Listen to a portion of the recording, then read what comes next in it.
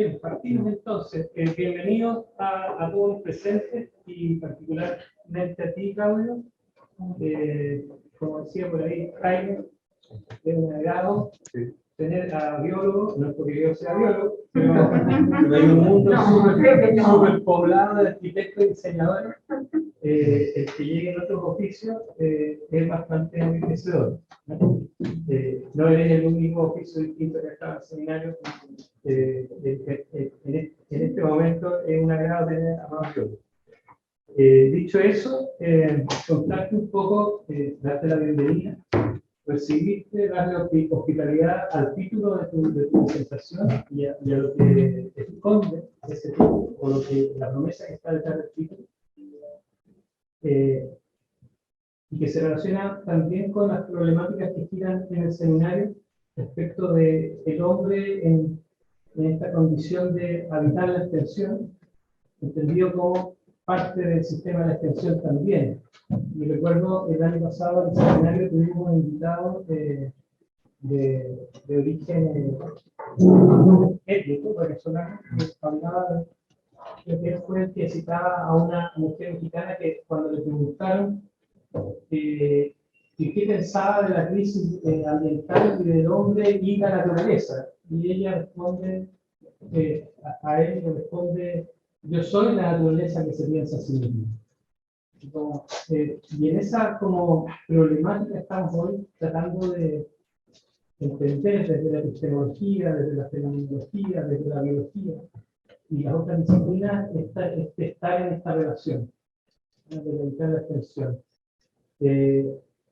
Entonces, estas visiones que se traen, que son visiones de base, en este caso, las visiones de Baturana, de Varela, la idea de la autopoiesis, también son lenguajes que nos aportan desde un borde. Entonces, bienvenido, muchas gracias por estar acá, y Iván te va a dar la presentación y a todos de ti. Sí, es un gusto y un placer tener a Claudio aquí.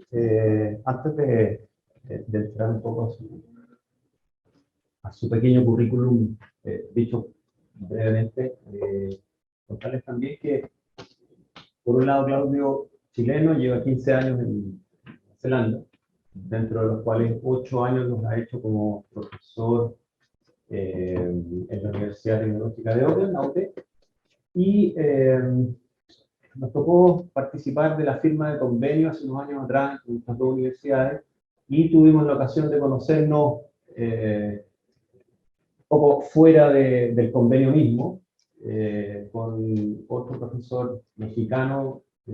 Se juntó dos chilenos y un mexicano en Nueva Zelanda, digamos.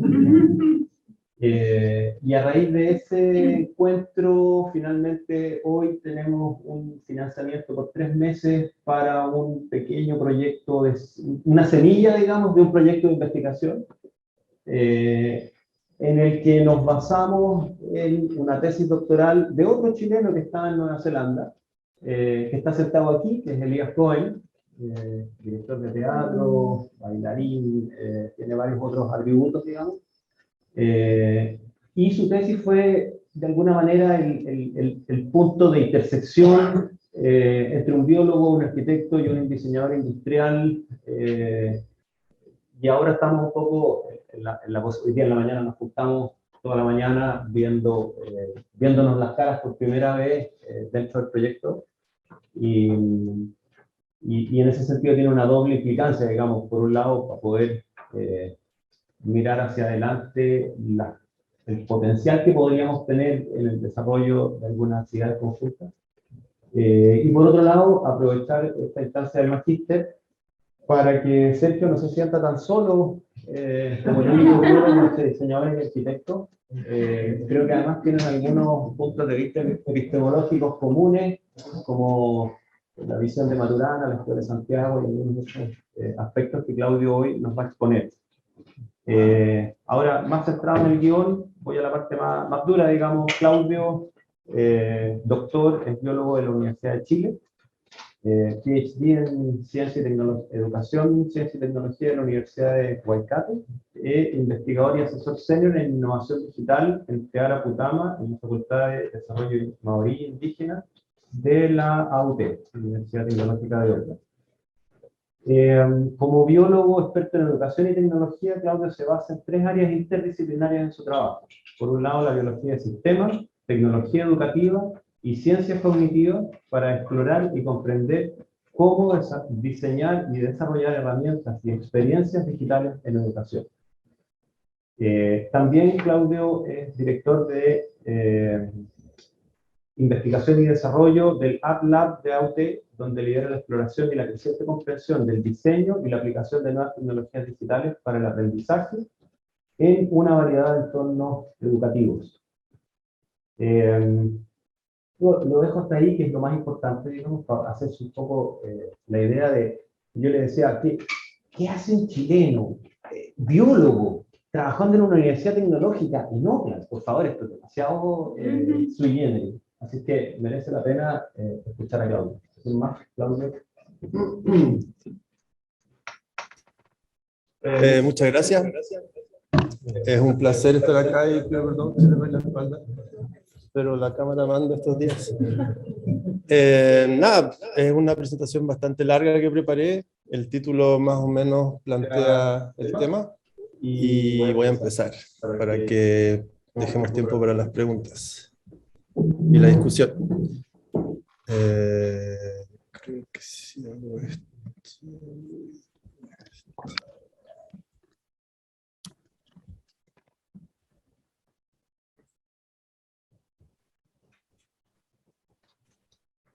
Y esto lo minimizamos.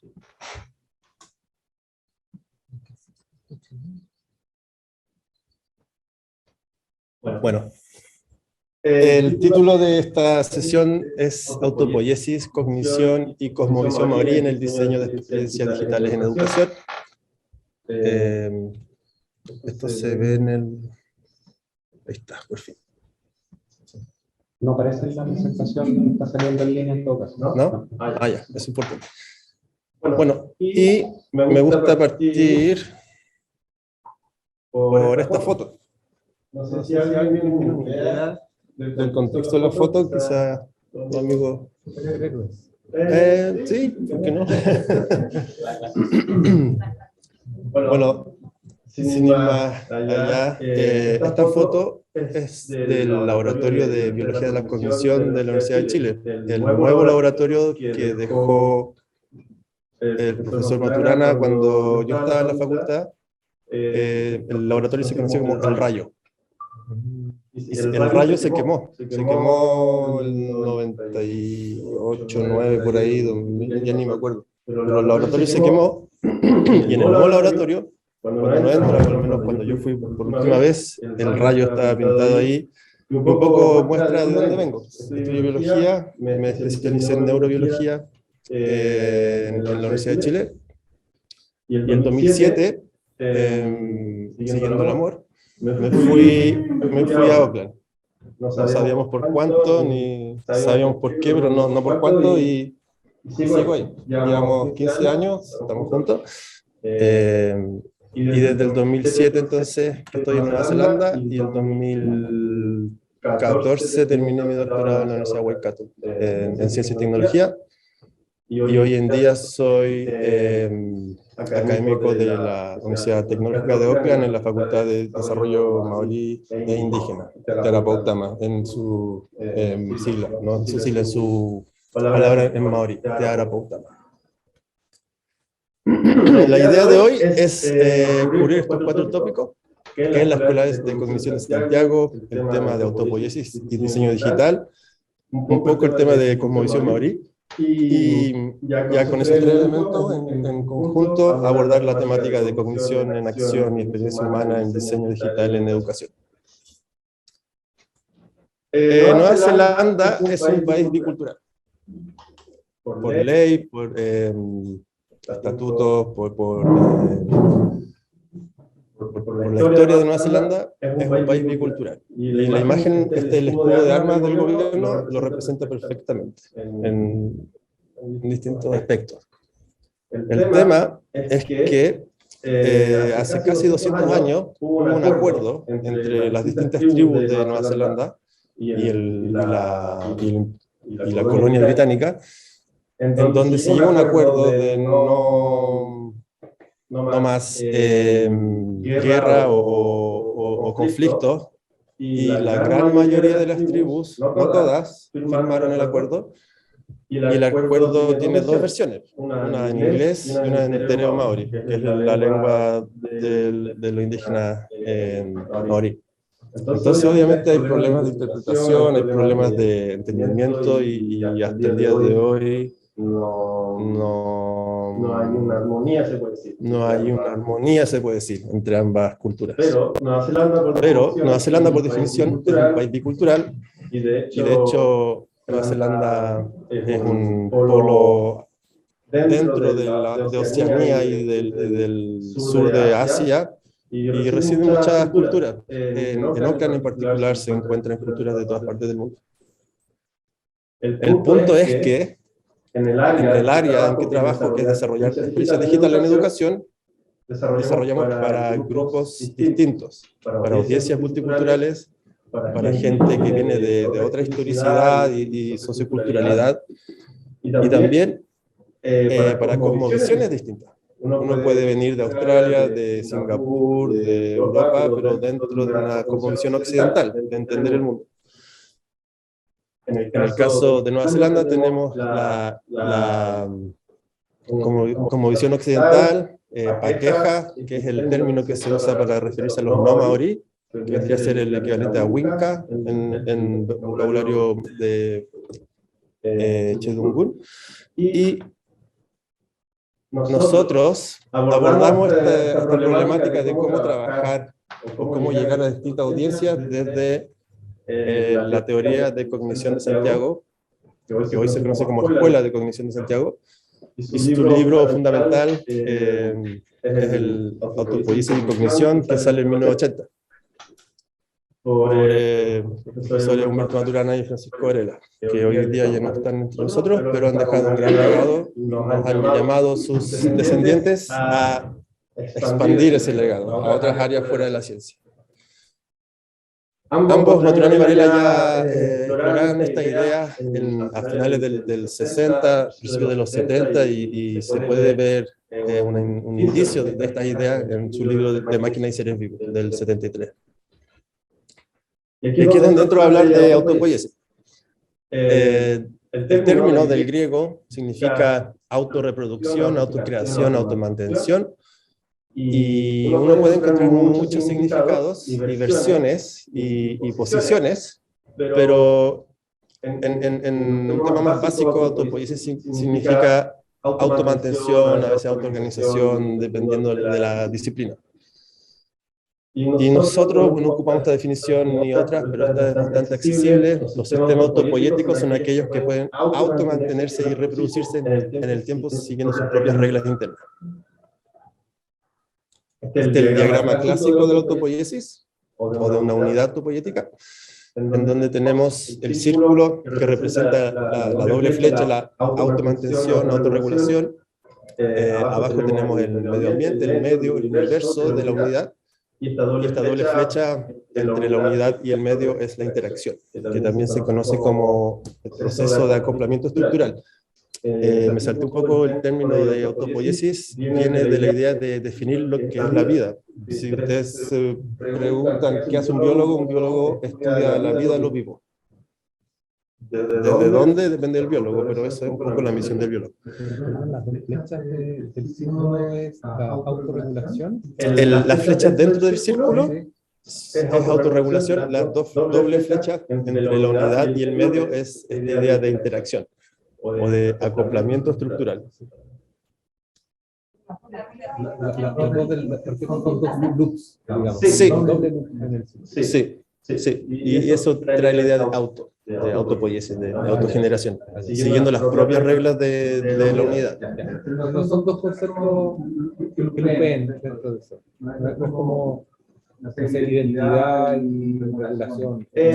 No, Podría ser, pero en el esquema básico, o sea, clásico, las flechas que van así significa automantención y dinámica. Entonces, la autopoiesis es una definición de la vida desde la teoría sistema. La teoría sistema es una teoría que se basa en procesos, no en estructura. La definición clásica en biología es que los seres vivos son aquellos que tienen carbono, hidrógeno, oxígeno, nitrógeno y otros elementos de la vida básica. Pero ahí estamos hablando de la estructura, de los componentes, de los ladrillos de un ser vivo. Aquí estamos hablando del proceso, de la función de un ser vivo en su mundo. Esa es la gran diferencia. La autopoiesis trae esta vida de teoría sistema.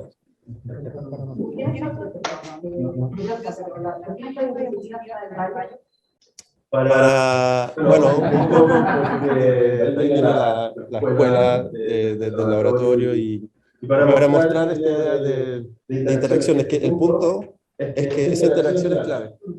La interacción entre la unidad autopoietica y su medio. Por definición, la unidad autopoietica puede existir sin un medio. Pero en el mundo real, no teórico, sino que real, vivimos en un contexto, en un medio. Y no necesitamos el medio, pero a la vez sí. Depende de dónde lo mires. Esta idea de acoplamiento estructural no solo ocurre entre unidad y medio, sino que también entre unidad y unidad. Entre ser vivo y ser vivo. Y eso es clave para lo que sigue. La idea de acoplamiento estructural es que el medio y la unidad se coadaptan en el tiempo. En la figura que tenemos ahora tenemos el tiempo 1, y después en el tiempo t más 1, vamos a ver cómo el medio cambia y la unidad cambia a la vez. Más adelante vamos a tocar este mismo punto con más detalle. Y la gracia es que uno, en este esquema, por ejemplo, en esa frase de abajo, un observador externo podría equivocadamente creer que el organismo se adaptó al medio, cuando en verdad es la interacción, el acoplamiento estructural entre el organismo y el medio que genera un objeto, esa adaptación, ese lúpulo que sale ahí. No es que el medio cambió y el organismo se adaptó. Lo que pasa es que la interacción y la historia de vida entre ambos generaron ese nuevo estado. Y esa es como la base de la enacción de Francisco Varela. Pero eso lo vamos a ver más adelante. Entonces la Escuela Santiago, la Escuela de Cognición de Santiago, tiene bastantes principios fundamentales. Y uno de ellos, bastante importante, es que los sistemas vivos son sistemas cognitivos. Y el proceso de la vida es un proceso de cognición. Y aquí cognición se entiende como este proceso de adaptarse al medio, o de coadaptarse al medio. Y lo que nos dice la Escuela de Santiago es que todos los seres vivos, con o sin sistema nervioso, son seres vivos. Ahí nos invita a pensar, ¿son los virus sistemas vivos, sí o no? Depende de tu vereda epistemológica, lo que tú puedes pensar al respecto, pero el punto es que todos los seres vivos son procesos cognitivos. Entonces, nosotros al buscar vida, debiésemos buscar cognición, según la teoría. Esta idea de autopoiesis la llevo al diseño digital.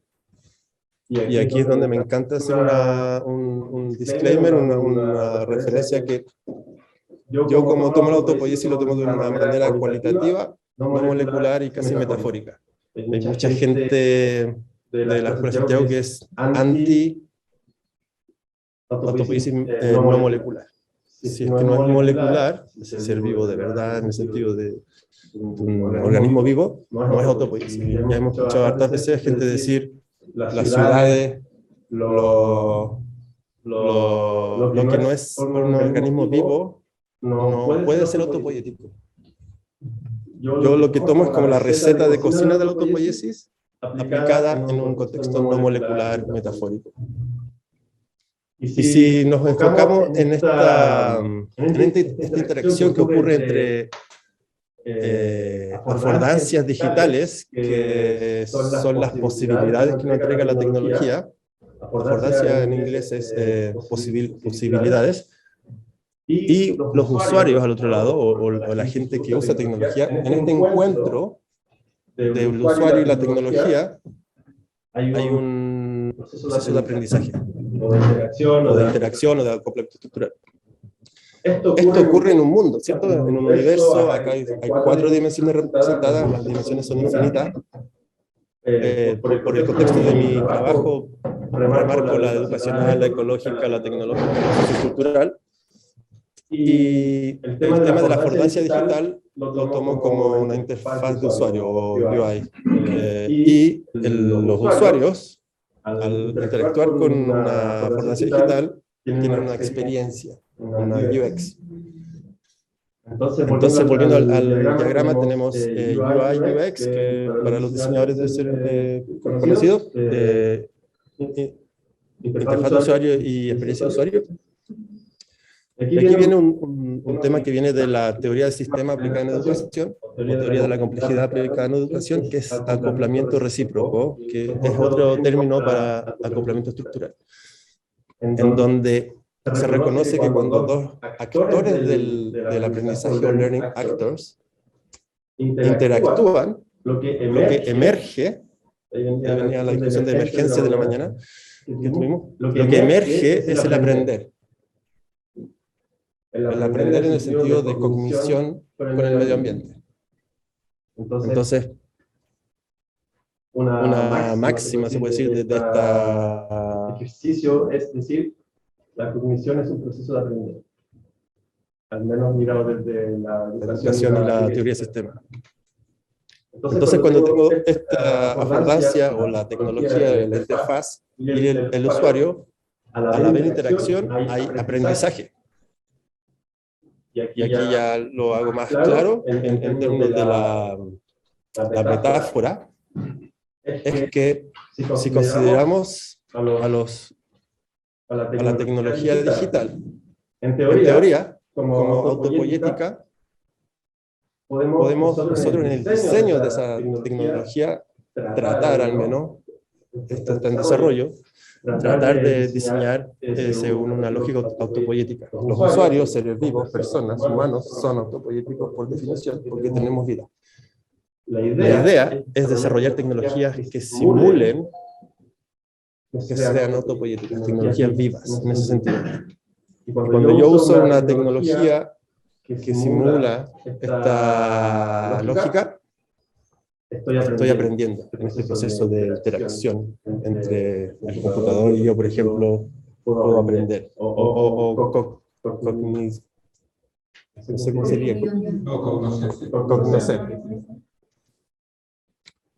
Y de nuevo, esta idea ocurre en un universo. Y aquí ya me voy un poco más en detalle de cómo podría considerarse una tecnología basada en sistema autopoieticos que contiene, por ejemplo, en vez de ET es educación, principios de educación, consideraciones socioculturales, TEL es tecnologías del aprendizaje, diseño de principios de diseño en naranjo, y esta lógica como de ciencia de la complejidad. Son herramientas que me permiten formular la idea de que una tecnología puede ser, en teoría al menos, inmiscuida con una lógica autopoietica. Hay herramientas que permiten explorar si es que efectivamente es posible, y es un trabajo que tengo pendiente con un colega de Bélgica, en donde estamos idealmente un día a modelar esto a través de técnicas de modelación, si es que efectivamente las tecnologías pueden tener propiedades autopoéticas, pero al menos en teoría, en metáfora, ¿por qué no? O sea, si la lógica de la teoría está, yo la puedo llevar a lo no molecular, en este caso a lo digital, y asignarle en teoría tecnología autopoiesis a la tecnología. El cómo es otro tema. Eso está en desarrollo. Pero más o menos es lo que muestro ahora en pantalla. La tecnología en teoría puede ser inmiscuida con principios autopoéticos ¿Cuál es la gracia? La clásica pregunta en inglés al menos es so what? ¿Qué me importa a mí que eso sea posible? La gran gracia es que en educación, sobre todo en educación, hay falta de recursos para desarrollo de herramientas tecnológicas. Entonces, a mí me importa que el día de mañana se me da dinero para hacer una aplicación móvil, por ejemplo, que esa aplicación móvil se automantenga en el tiempo y sea adaptable a los cambios del sistema. Igual que un ser vivo. ¿Por qué? Porque me sale más barato. El clásico problema cuando uno desarrolla algo es que a las 2 semanas llega el cliente y te pide un cambio, y eso ocurre muchas veces, o el contexto cambia y la tecnología ya es irrelevante. Y eso que me costó bastante trabajo desarrollarla, entonces, si yo le puedo dar lógica autocrítica a la tecnología, soluciono el problema de adaptabilidad a los cambios del contexto y a la automantención en cuanto a que siga funcionando en el tiempo. Y esa es la gran razón de por qué estamos explorando estas ideas en educación y tecnología. Sí, obvio. Dentro de la dinámica antropológica, lo que tú estás mirando estrictamente, si bien al literatura molecular ya no, lo que estás haciendo es muy estricto en llevar la definición antropológica al software, el software de la educación. Pero esas dinámicas tienen varias implicancias al tiro, inmediatamente mientras te escucho, pienso en que esa adaptabilidad tiene que ver con los open source y ciertas políticas asociadas a la tecnología. Todo eso, sí. No sé si va a entrar en ese La verdad es que no, pero si miramos ese diagrama, todas esas cajitas de colores tocan en particular temas como tipo de software, tipo de tecnología. Para que se dé el flujo, la dinámica. Claro. Para que tengas sí. El tipo de hardware, el tipo de principios de diseño, no sé, ustedes saben más que yo de diseño, de hecho. Como por ejemplo diseñar para una comunidad en particular, una audiencia en particular, hay estrategias de diseño para llegar a esa audiencia versus otra audiencia, eso lo tocamos después. Y bueno, no me lo salté, pero está el tema que el aprendizaje también conlleva una evolución individual y una evolución colectiva de la sociedad y del individuo dentro de su mundo, dentro de su set de dimensiones. Y esta es la dinámica. La autopsia es una teoría de dinámica de sistema. Y eso me permite extrapolarme de lo molecular a lo no molecular, que sigo en el lenguaje de teoría de sistema, cualitativo. Otro tema que me interesa discutirlo con ustedes, porque necesito feedback, es que según la Escuela de Santiago, cada experiencia de usuario es única, que depende de mi background, de mi lugar sociocultural, de mi experiencia anterior, de mi, como decía un profe en la U, de la historia de vida del bicho. La secuencia de estados que llevan al momento actual es único para cada persona, incluso para mí.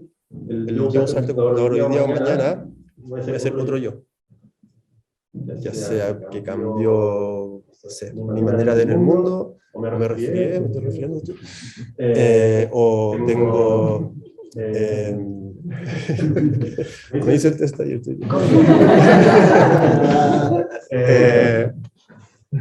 Entonces la Escuela de Santiago dice que cada experiencia de usuario es única, y volviendo al diagrama, cada UX al interactuar con el UI es único. Y en diseño se habla mucho de diseñar para un UX, UX design. Necesito un UX designer. Pero desde la Escuela de Santiago, diseñar una experiencia de usuario es problemático, porque tú no puedes diseñar la experiencia que él va a tener, porque yo no conozco todo su ser, no puedo diseñar solamente para una persona, y esa misma persona va a cambiar. Entonces, lo que este ejercicio nos dice es que no podemos diseñar una experiencia de usuario, pero sí podemos diseñar una interfaz que genera una experiencia única. Entonces el foco ya no es el user experience, el foco es la interfaz, que es la tecnología, o lo que se ve de la tecnología, porque la tecnología también tiene un back-end, la parte que no se ve. No sé si queremos... Sí, entonces lo que yo puedo diseñar es lo que está en el cuadrado, es el UI y en parte la interfaz que me genera un aprendizaje, una experiencia de usuario.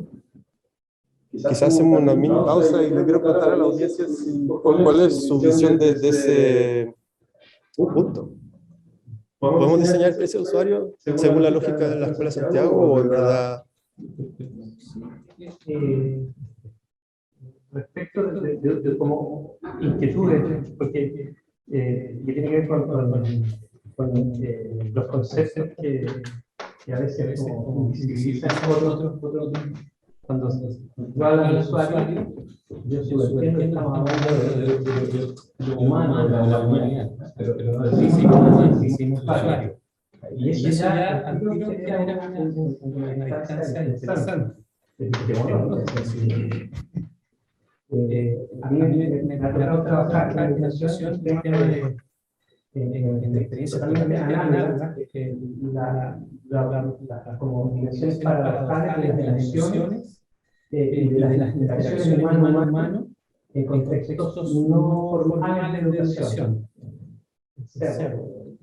Más afuera. Y lo que deja relevancia es ese nivel de interacción en el mensaje que la experiencia, de hecho, en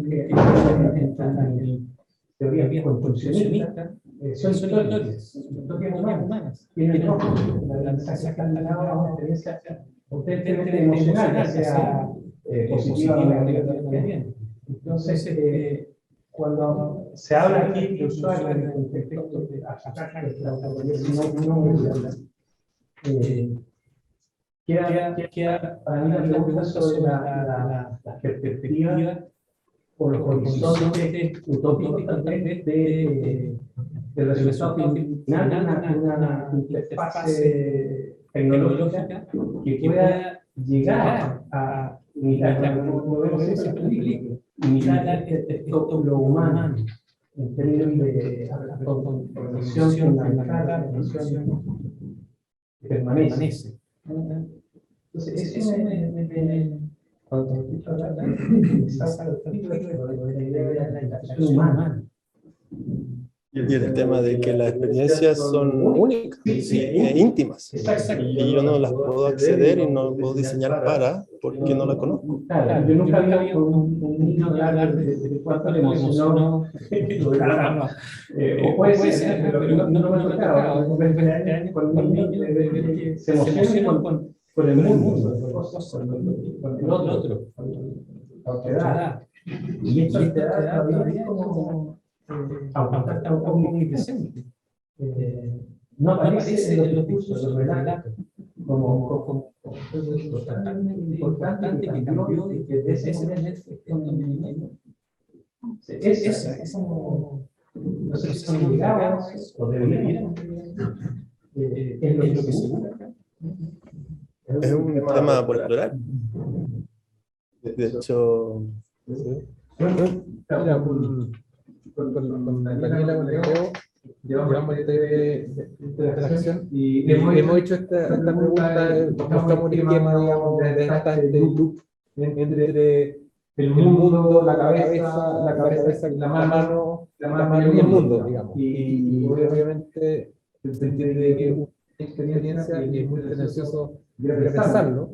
Pero yo creo que se instala la palabra experiencia para desplazar el hecho, el sujeto que es la cosa, al acontecer, que acontezca lo que dice el acople cognitivo entre el tiempo continuo, por ejemplo, como mi cabeza, mi sistema completo se puede involucrar cuando estoy manejando un vehículo, cuando estoy controlando de forma discreta, y hay distintas maneras de clasificarlo, digamos, pero nosotros hemos pasado por esa discusión así como de definición y decimos, no es diseño de experiencias, sino que diseñamos las condiciones para que las experiencias acontezcan. Ese punto exactamente es lo que esta idea, este diagrama conlleva.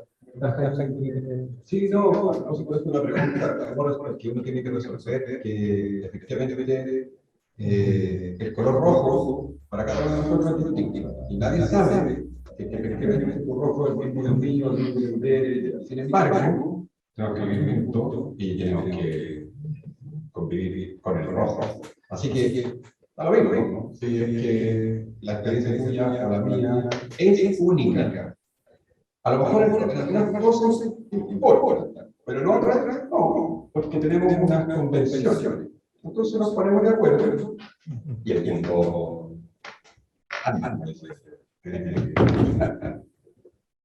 aún cuando tengamos experiencias únicas hacia cierto respecto. Me imagino que un poco lo que dice Helge, no se diseña para que todos sepamos cuál es el rojo, cuál es el mío, cuál es el otro, que no se nos puede. Pero sí tenemos que saber lo que es entre todos. No sé, Sí, son convenciones. Y de hecho, como tú dices, no me importa tanto tu rojo, pero sí me importa generar condiciones para que tu rojo evolucione, aprenda, para que tu rojo aprenda en el sentido de educación, y las tecnologías permiten eso, factores. Entonces, es un cambio de paradigma, pasar del voy a diseñar una experiencia de usuario, que uno busca trabajo o mira los trabajos que hay muchos afiches que buscan UX designer, allá por lo menos, pero en diseño digital, según esta lógica, debiésemos hablar de diseño de interfaz o de condiciones, diseño de condiciones de interfaz que generan experiencias únicas. Por ahí va el tema. Entonces, la Escuela Santiago nos invita a reconsiderar el rol de las tecnologías y de la experiencia humana en ambientes digitales e inmersivos, y es de lo que nos agarramos nosotros para conectar con conceptos centrados en lo humano, memoria y experiencia, pero sobre todo para conectar con epistemologías indígenas o de pueblos originarios. Y ahí paso al segundo tema, al tema de la cosmovisión maorí. No soy maorí, no pretendo ser maorí, no vengo con una Biblia de la cosmovisión maorí, yo solo voy a transmitir lo que conozco desde mi posición, pero lo que quiero un poco compartir con ustedes, y Elías, por favor, que estás presente y tú también entiendes de estos temas, puedes complementar si los temas necesarios. Pero, y justamente estamos hablando de well-being esta mañana, o de bienestar en el mundo, en la cosmovisión maorí, el well-being, un modelo, se habla mucho de modelos de representaciones de marcos teóricos allá. Un modelo de well-being es el Te Aoturoa, que en el fondo, para la cosmovisión maorí, el bienestar tiene que ver con lo espiritual, lo divino, las deidades varias. La cosmovisión maorí, hay varios dioses en la cosmovisión maorí. Entonces, el bienestar maorí tiene que ver con el Ranginui, que es como el Sky Father, o el Padre del Cielo, o el gran Dios, se podría decir. Papatuanuku, que es la Madre Tierra. Tangaroa, que es el Dios del mar. Para todos los pueblos polinésicos, el mar es fundamental en su cosmovisión. Y Tanemajuta, que es el dios del bosque, el dios de lo vivo, de los pájaros, de lo que hay en el bosque. Entonces la cosmovisión maorí de bienestar evoluciona en torno a eso, y es así como se vive, se respira en el quehacer del día a día de los pueblos maorí. En la relación con la tierra, lo comunal, la relación con las fuerzas de la naturaleza, el viento, el agua, fundamental, como lo decía. Uno cuando se presenta allá habla de yo soy Claudio, mi montaña es esta, mi río es este, mi tierra es esta y mi pueblo es este. Así es como la introducción formal en el contexto maorí. Un nombre personal al final. Sí.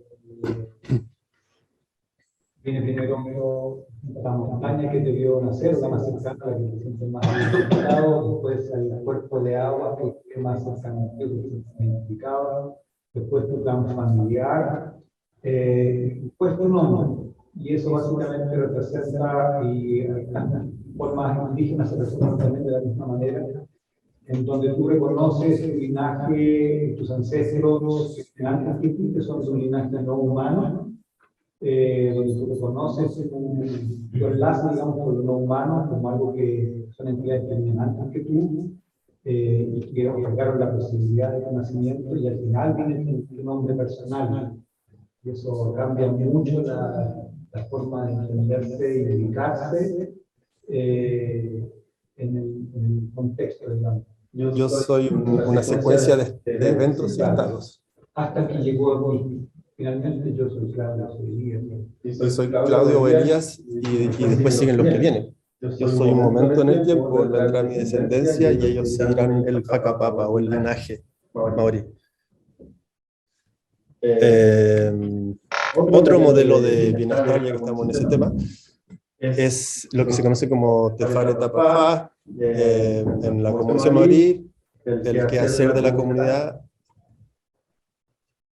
ocurre en torno a las casas comunales o a la Whare Nui que se conoce. Entonces aquí se ocupa la Whare Nui, que tiene una puerta y una ventana, eso es clave, pero no vamos a tocarlo hoy día. Y en este modelo de well-being, de bienestar, el well-being o el bienestar de una persona maorí tiene que ver con el mundo espiritual, tiene que ver con el mundo mental y emocional, tiene que ver con su familia y lo social, tiene que ver con el físico, el mundo físico, y el Whenua, o la tierra y las raíces que a uno lo anclan a un lugar. Si todos esos cuatro, en verdad son cuatro, pero aquí agrega el Whenua, si todos esos elementos están en armonía, entonces yo estoy en armonía en cuanto a mi bienestar. Y ya que hablábamos de urbanización y desarrollo en contextos de etnias y pueblo originario, un modelo como este podría ser una manera de acercarse a pueblos no occidentales. O nosotros recogiendo la cosmovisión de la gente, de una etnia en particular, nos permitiría en nuestro quehacer acercarnos a esa gente. Un poco un paréntesis, aquí les muestro la Whare Nui de nuestra universidad, de AUT. La digitalizamos. Una Whare Nui siempre le lleva su Whare Kai, que es la casa de la comida, al lado de la Whare Nui. Porque el hecho de compartir comida es un acto social. Y es muy importante en cualquier ritual maorí, que siempre se cierran las ceremonias de bienvenida, etcétera, se cierran con el compartir comida. No sé si te pasó a ti, Iván, cuando fuiste a visitar a usted, si es que te hicieron un pofiri, una... No, ya se habían comido todo.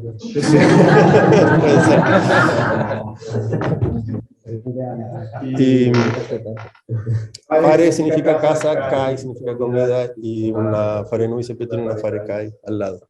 Y aquí tenemos una nube de puntos, un cloud de nuestra Whare Nui. Y digo nuestra porque en la cosmovisión maorí, si tú eres bienvenido en una Whare Nui, pasas a ser parte de la Whare Nui, pasas a ser familia. Y es un mensaje súper fuerte. Una vez que te reciben y pasas por la ceremonia, vas a ser parte de la familia. Y por eso yo me siento identificado con esta casa, porque es mi casa, así como es la casa de todas las personas que han pasado por ahí. Una pregunta, ¿el ser maorí es ontológico o también es un proceso, se entiende como un proceso para ellos? Entonces, ¿podrías entrar en una comunidad considerada maorí? Yo creo que tiene una vida con ellos, digamos. Yo creo que tiene que ver con el tema del Whakapapa, del linaje. Para los maoríes, por ejemplo, para los maoríes, los mapuches son primos lejanos. Porque, de hecho, todos los maoríes tienen un ancestro común, que vendría a ser Maui, el semidios. Y desde ese lado podría yo quizás ser considerado un maorí. De hecho, maorí significa gente de la tierra, igual que mapuche, gente de la tierra. Un paréntesis. Esta es una foto de la Whare Nui de UT.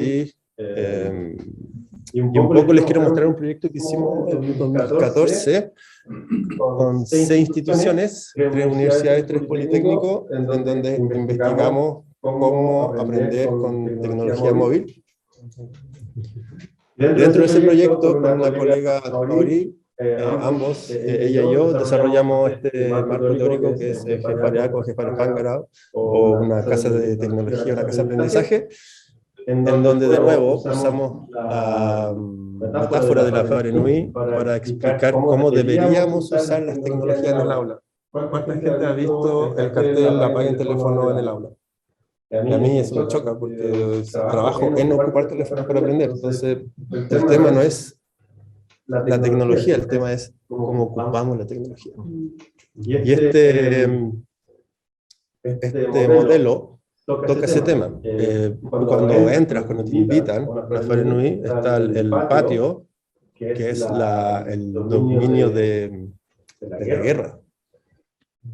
Fuera de la Farenui, el dominio de la guerra. Dentro de la Farenui, de la reja de la Farenui, es el dominio de la paz. Pero dentro de su patio hay una parte que se llama el Maragatea, que es como se reconoce que está el dios de la guerra, etc. En el fondo es un llamado a dejar los problemas fuera del aula.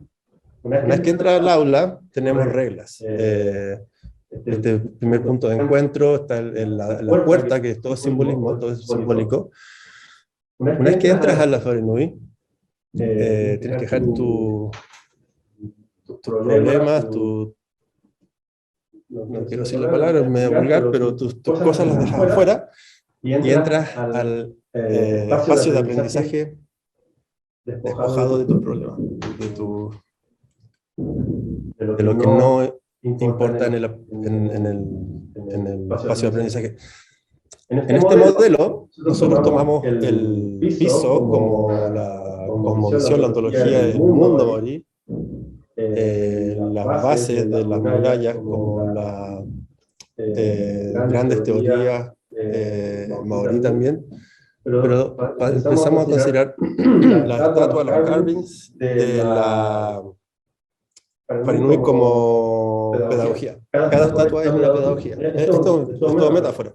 Cada estatua es una pedagogía distinta. Lo que hay entre las pedagogías son los tejidos. Cuando una pedagogía se encuentra con otra, o cuando tú te encuentras conmigo y co-creamos el mundo, hacemos los Gautama, que son esos como tejidos. Acá podemos ver un detalle un poco, no se ve muy bien. Una trama, ¿no? Sí, una trama. El patrón de la trama, todo significa algo. Los rafters o las vigas significan las tecnologías en este modelo, y la viga central de arriba es como el conocimiento máximo. El Tahuku en la cuestión maorí es como el lugar etéreo donde todo el conocimiento existe. Es un poco haciendo la analogía con nuestro mundo occidental, es como la nube de Google. Ahí está todo. Entonces nosotros, cuando partimos de un cimiento desde la ontología, la visión del mundo, o teoría pedagógica, usamos herramientas tecnológicas para acceder a ese conocimiento. Muy importante. El muro del fondo representa el pasado. Ustedes van a una Farenui y siempre hay como fotos de gente que ya fue, que ya pasó, pero más allá, y es un llamado a reconocer las tecnologías que ya fueron. No hay que olvidarse de dónde venimos, pensar dónde estamos y dónde vamos a ir. Pero la viga, o la viga, ¿no?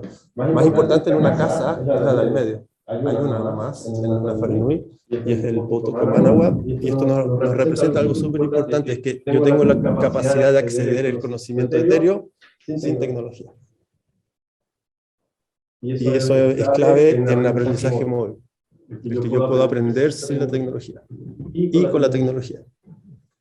Es un camino corto, pero es el más místico, que no siempre es fácil.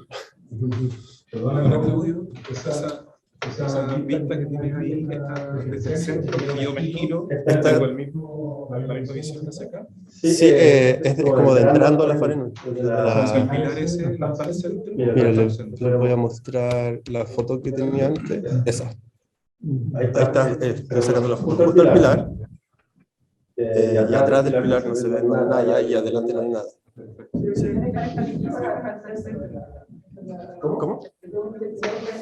Está al centro, sí, está Al centro, como la entrada tiene una especie de San Juan, uno queda con una distancia para ver el pilar. El pilar del fondo queda en el muro. Ahí se nota un poco. Ahí está. Y de hecho esa mujer creo que es Papatuanuco, la madre tierra, si no me equivoco. Es un, ¿cómo se llama? Un modelo, un marco teórico para ocupar las tecnologías en el aula. Entonces lo que quiere decir es que nosotros deberíamos tener un punto común de bienvenida, de tener las reglas claras, y es tanto mi rol como estudiante, como profesor, y el rol del estudiante de ser genuino en cumplir las reglas. O sea, si tú no cumples tu parte del negocio, del contrato, ¿por qué tendría yo que hacerlo? Entonces, lo que se espera es que el estudiante use su teléfono dentro de un contexto marcado por este marco. Por eso es importante desde el día 1 con sus estudiantes, o ustedes como alumnos, ponerse de acuerdo con el profe y vamos a ocupar teléfono en el aula de esta manera, para aprender. Un paréntesis, en maorí, en tereo maorí, la palabra educación significa aprender y enseñar al mismo tiempo. O sea, yo como profe te enseño, pero aprendo de ti. AKO. Este es un proyecto que estamos trabajando ahora, y estamos trabajando el bienestar de las comunidades maorí, o repensando el futuro y bienestar de las comunidades maorí con medios digitales y datos tibios. Datos tibios tienen que ver con conocimiento tácito, cualitativo, no medible. Viene de la hija de Gregory Bateson, que trabaja este tema de warm data. Claudio, tú te encuentras con esta arquitectura que tiene cifrado toda la carga metafórica. Y sobre esa arquitectura trabajas, o ya tiene claro. No, lo tomamos, ocupamos esa infraestructura que significa, cada rincón significa algo, como una metáfora. Igual que el modelo del bienestar basado en la Farenui, que están los 4 pilares. Las 4 paredes mantienen como la casa, la base. Un poco esa es la idea. Se ocupa harto la Farenui como metáfora, en distintos modelos. Mostrando un proyecto que tenemos donde estamos dándole voz a las comunidades maorí a través de lo digital, y es un ejemplo de cómo trabajar con comunidades indígenas, en que en verdad primero te tienen que aceptar, conocerte, aceptar, y recién ahí te dan la pasada, se puede decir. Como anécdota, a nosotros nos hicieron una audición espiritual, sin saber, después nos contaron. Y los que te hacen como la audición, no el sitio auditivo, sino de, ¿cómo se dice cuando te revisan tus papeles? Una auditoría espiritual. Los que te hacen la auditoría espiritual son los niños. Los niños que interactúan contigo te sacan el rollo y después te aceptan o no te aceptan, según cómo tú eres como persona. Entonces, como parte de este trabajo, los niños nos hicieron la auditoría y nos aceptaron. Sí, pero ahí con comentarios. Sí. Y nada, en el fondo a lo que voy es que hay que reconocerlas como visiones de otros pueblos. Cuando nosotros estamos trabajando con ellos, aquí muestro la imagen de Mahuika, que es la diosa del fuego, que a lo que voy es que no puedes diseñar para una cosmovisión distinta a la tuya partiendo de tu cosmovisión. Tienes que diseñar en el encuentro o con ellos, o ellos guiándote. El tema del codiseño. Y eso obviamente aplica a pueblos como el mapuche. Aquí vemos la leyenda de Bilu y Kenken Bilu. Sí. El origen del mundo, según la Convención Mapuche, y cómo cada significado, aquí de nuevo vemos los 4 elementos que hablamos esta mañana desde la Convención Mapuche, representada en los diseños del Cultrum, por ejemplo. Un punto importante, sobre todo desde la educación ambiental, es que este tipo de pensamiento nos lleva a una nueva relación en el antropoceno, sobre todo con lo que está ocurriendo hoy en día, no solo en el país, sino que en el mundo, sobre todo en el sur del mundo. Reconectar con epistemología del pueblo originario es importante no solo para ellos, sino que también para nosotros en un tema de bienestar planetario. Ya. Volvemos a la Escuela de Santiago. Otro fundamento de la Escuela de Santiago es que la cognición es corporizada. O sea, yo no pienso solamente, sino que también pienso acá. ¿Ya? Y sí, encarnada, corporizada. En el fondo tiene que ver con que el comportamiento sensorimotor, el enfoque, el nosotros percibir el mundo a través de la cognición que hablábamos al principio, ocurre a través de un cuerpo, de una carne, o de como le quieras llamar. Pero la capacidad de pensar, y por eso la Escuela de Santiago hace énfasis en que los seres vivos no son solo esos que tienen un sistema nervioso central, sino que también reconoce que el acto de pensar, de moverse en el mundo, tiene que ver con el cuerpo. Y no solo vertebrados, sino que invertebrados y organismos, de todas maneras las plantas, organismos de otra sofisticación, se podría decir. Y esto nos trae un punto clave que es el concepto de somaestética, que tiene varios nombres, pero en el fondo la idea de fondo es que uno debería poner atención en el tema de los sentimientos, de las emociones, y cómo eso es clave, sobre todo en educación. Soma de somitos o de músculo, y estética de la percepción de lo afectivo, de lo emocional, de lo sentimental. Esta figura nos dice que uno, al sentir emociones, por ejemplo, miedo o alegría o tristeza, etc., nuestro cuerpo vibra de distintas maneras. Lo que quiere decir esto en el fondo es que a través de las emociones podemos relacionarnos con el mundo y podemos aprender en el ámbito de la educación. El tema emocional es clave y no ha sido abordado como se merece en la tradición occidental. Otro punto de la Escuela de Santiago es que la cognición es en activa o cognición y en acción. Y en acción tiene que ver con que uno co-construye el mundo al interactuar con el mundo. Era el diagrama que veíamos antes de la unidad autopoética, transformándose así como transforma el mundo. Y esto también es clave cuando uno diseña digital, esta idea de acción-percepción o el flujo que existe en esa relación a través de nuestra capacidad sensorimotora en cuanto a nosotros como organismos biológicos, pero también a través de esta idea de interactuar entre una fortaleza digital con un ser humano o un usuario. Y esta percepción del mundo, como lo hemos ya tocado, no es única, o sea, no existe solo una gran cosmovisión, sino que existen distintas maneras de entender el mundo, el ser humano, lo que es la vida, lo vivo.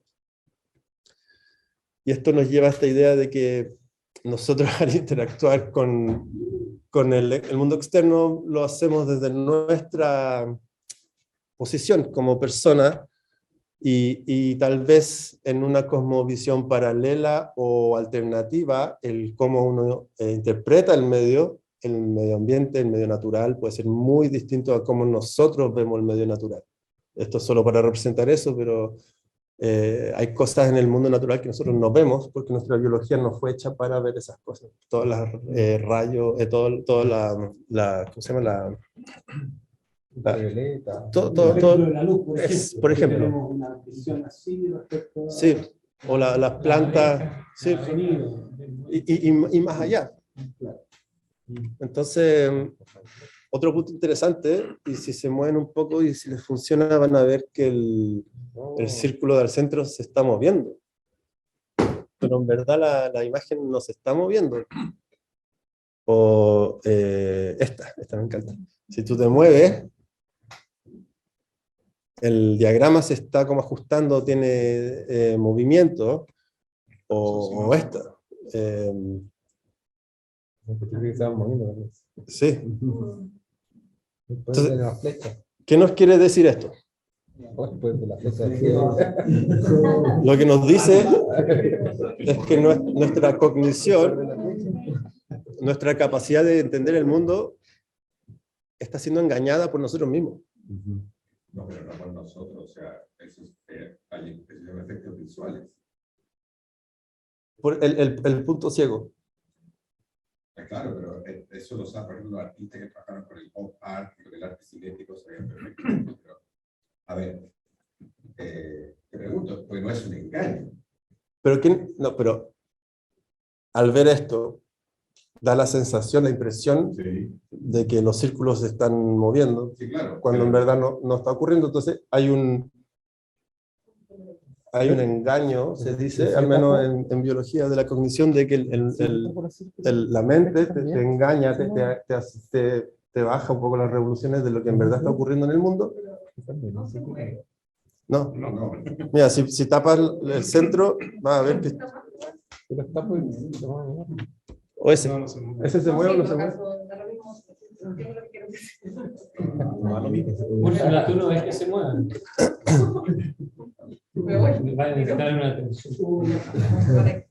El punto de fondo con esta parte de la sesión es que nuestra cognición nos engaña a nosotros mismos. Podemos discutirlo, podemos revisar su argumento, etc. Pero el punto es que en el proceso de diseñar digital, debiésemos nosotros, ojalá, entender estos procesos para aprovecharlos. Si nosotros engañamos, si pudiésemos engañar a los usuarios, a los aprendices, de tal manera en que estamos facilitando ese proceso de aprendizaje. En biología pasa que el cerebro toma decisiones que no son racionales para responder de forma adaptativa al mundo. En este caso, lo hacemos, por ejemplo, cuando en esta visión estereoscópica, en realidad todos somos turnios, pero el cerebro recompone todo eso para poder tener la idea de estereoscopía. En el caso del movimiento, esta idea de las cosas que están cambiando y que nuestro cerebro las interpreta como movimiento, tiene que ver, por ejemplo, con la realidad no presentada en estas imágenes, sino que nuestra ancestralidad afuera. ¿No? O sea, una cosa que nosotros vemos en esas condiciones, efectivamente puede estar acercando, si puede ser un tigre, diente de sable, que me va a comer. Entonces, el cerebro toma decisiones, en el fondo, ancestrales, están ahí. ¿Qué es lo que traemos con nosotros atrás? Claro. Por ejemplo, esto es lo atávico, lo podríamos llamar, lo que cargamos. Pero, por ejemplo, acá está muy claro, porque la luz siempre nosotros vemos que viene de arriba, por eso lo gira. Claro. Entonces, cuando la luz queda abajo, queda como un hueco. Y cuando queda arriba, queda como un volumen. Entonces, traemos esa información. Claro, si yo quiero saltar un río y veo de dónde viene la luz y se ve, ya, ahí pongo la pata. Pero esto, en el fondo, está alterando. Lo que yo quería decir es que en realidad, porque en el arte se trabaja mucho en la escultura tridimensional, en la escultura abstracta, en la pintura, pero no es para engañar a nadie, es para provocar una sombra, una sorpresa. Y por lo tanto, es para hacer aparecer una maravilla. Y en ese sentido lo veo distinto, pues yo te decía la palabra engaño, me cayó como así como bruta, porque, o sea, no bruta, sino porque sí trabajamos con este mundo, los artistas visuales. Pero es un aprendizaje. Por eso, esta es la función del aprendizaje, por eso yo, pero esta es una escuela que tiene las dos partes, tiene una parte de creación artística, entonces, y eso es para provocar, como te decía, el asombro, la maravilla, la sorpresa, y por último, si uno quiere, hasta o desde la curiosidad. Claro, pero en este caso es el cerebro tomando decisiones sobre qué hacer. Las personas que no ven movimiento ahí. No, y el concepto de engaño, de cómo el cerebro engaña la percepción. Sí, también está el clásico, ¿no es cierto? Si un copón son dos caras enfrentándose. Sí, el clásico de este mundo. el punto en el contexto de esta charla es que nosotros en educación y desarrollo digital, diseño y desarrollo digital, no se considera este tipo de asombro creado en efectos, siendo que cómo funciona la cognición, al menos entendido de la Escuela Santiago, nos da herramientas para cultivar eso en favor del aprendizaje. Sí, en el similar, sí. ¿Puedo dar un ejemplo familiar del aprendizaje? Está claramente el ejemplo de las flechas que tienen la cabeza allá. Lo mismo pasa con las letras redondas y las letras rectas, que las letras redondas son más grandes, para que se vean ópticamente del mismo tamaño. Entonces, ahí está como poniendo el horizonte para que corra la pared, y no es algo que ya está asumido. Oye, no sé si hay comentarios o preguntas en el chat. Sí, aquí Nancy dice, más que engaño, distinguimos lo que distinguimos y el mundo surge en nuestras distinciones. Exacto. Bueno, en este contexto, la Escuela Santiago dice que la experiencia humana es corporizada, enactuada, con el entorno a través de un proceso continuo de percepción activa o sensorimotora, donde creamos el mundo. El sense making, el darle sentido a lo que vivimos. Y la Escuela de Santiago nos ofrece una epistemología alternativa al fenómeno de la experiencia humana. Creo que en este punto, no. Entonces nosotros tomamos toda esta idea, esta lógica, esta epistemología, y nos preguntamos cómo diseñar experiencias digitales de aprendizaje en educación. Y tomándonos agarrándonos de la Escuela de Santiago, en el laboratorio trabajamos mucho lo que es percepción, cognición, somaestética, emociones, experiencias corporales, táctiles, temas de la escala temporal, espacial, la cultura, los conocimientos alternativos, cultos indígenas, etcétera, de tal manera, o diseñado o configurado de tal manera que podemos usarlo para la educación, para aprender, para enseñar, usando tecnología o no. ¿Cómo estamos de tiempo? ¿Sí? ¿Queda? Porque ahora viene como la segunda parte. Y o sea, es un poco la forma de la asociación y las preguntas, y ya está.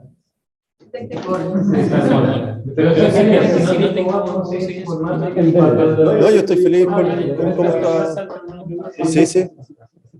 Ya, pues entonces, en nuestro trabajo en el App Lab, donde exploramos la tecnología y la educación para darle sentido al aprendizaje, ponemos en práctica, hasta donde se puede, estas ideas. Y lo que sigue son ejemplos y estrategias. Bueno, nosotros trabajamos mucho el tema de la tecnología inmersiva, pero acá les voy a presentar así rápidamente varias estrategias pedagógicas en innovación digital, que en el fondo es un libro de cocina, de receta de cocina. Y la primera es, antes de empezar, un punto importante es que nosotros, o en la manera en que se ocupa la tecnología en educación tradicional, es replicar lo que ocurre con libro y papel con la tecnología. El ebook es un ejemplo de un capítulo de un libro, o las clases en Zoom durante la pandemia está emulando lo que ocurre en el aula. Tú tienes mucha gente atendiendo la presentación o la sesión, y tú tienes una persona que habla. En el fondo estamos repitiendo digitalmente lo que ocurre en un mundo real.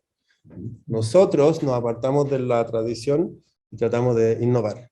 En esa innovación ocupamos estrategias como la inmersión, por ejemplo, que tiene que ver con esta idea de que las nuevas tecnologías pueden recrear, emular, simular el mundo real a través de lo digital.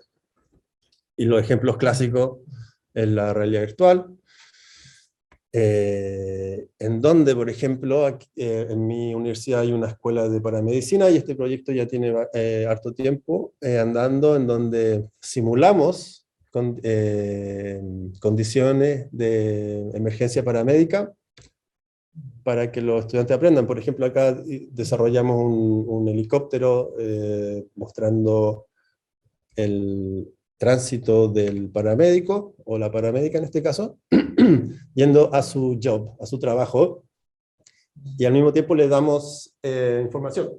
En el fondo, le estamos enseñando a los estudiantes a manejar su estrés.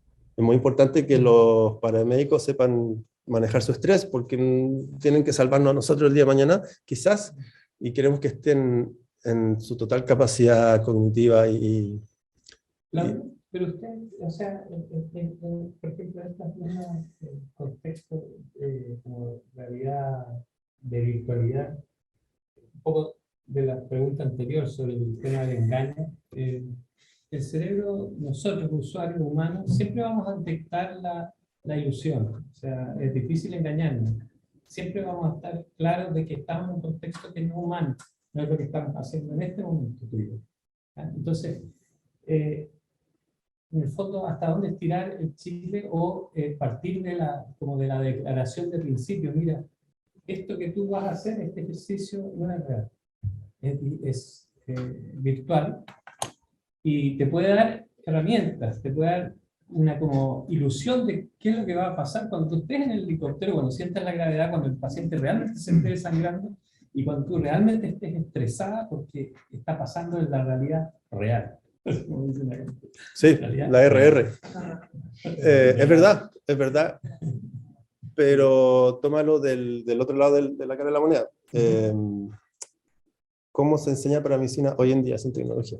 Sí, no, por eso, pero eso es como es una suerte como de, porque donde de repente, lo veo yo en mis colegas profesores, en aula con chicos, donde de repente no, se piensa como en la suerte del santo grial, o sea, mire, no, si esto no, no es eso, no es realidad real, ¿no? Entonces, como el usuario inconsciente que no advierte la importancia de como declarar esos márgenes,